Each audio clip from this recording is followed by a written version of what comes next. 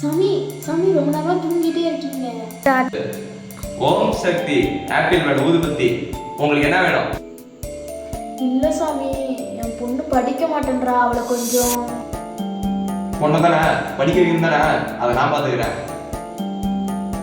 என் பொண்ணு படிக்காத காரணம் அவங்களோட ஃப்ரெண்ட்ஸ், அவங்கள நீங்க. அவங்க என்ன வசியம் பண்ணுமா? சீதாப்பழ கொட்டையில வசியம் பண்றதா, சப்போட்டா கொட்டையில வசியம் பண்றதா, இல்ல டிராகன் பழ கொட்டையில வசியம் பண்றதா?